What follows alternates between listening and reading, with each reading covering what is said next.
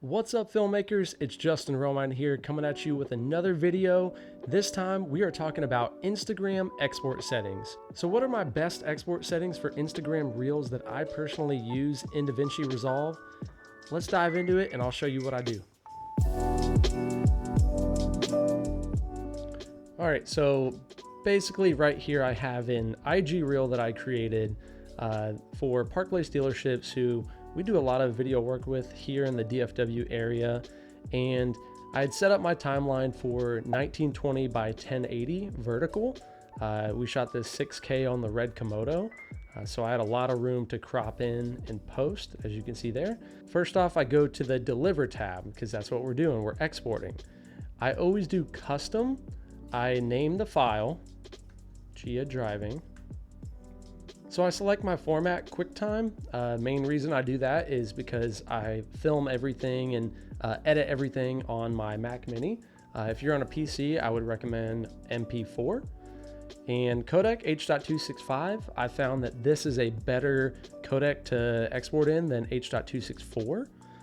So H.265, and next up, resolution is custom because we are going vertical and they don't have a preset for that. So 1080 by 1920, you want this to match your timeline settings.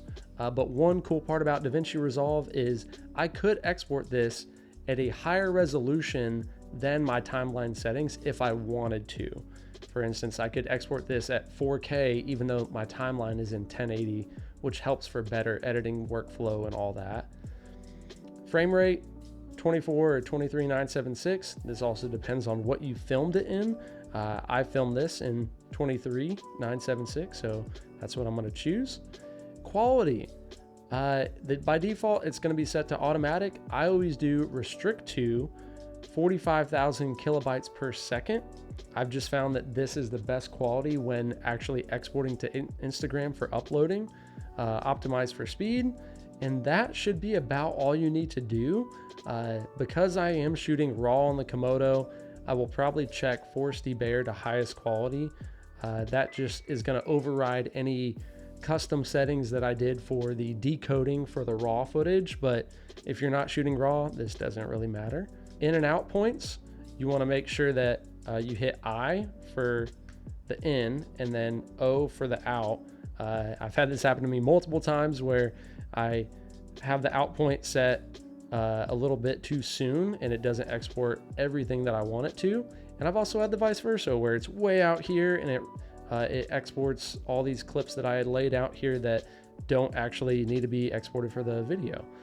So you hit O and then make sure that over here you have it set to single clip. You could do individual clips if you want individual files of each of these clips that you have laid out here. But that's pretty much it. You go add to render queue and click render and you are done. And that is exactly what I do for every single Instagram reel that I put out.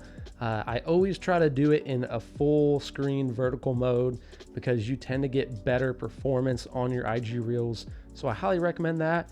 But I hope these settings help you and I hope you enjoyed this video. If you did, give me a like, a thumbs up, drop me a comment down below, and I look forward to catching you filmmakers next time.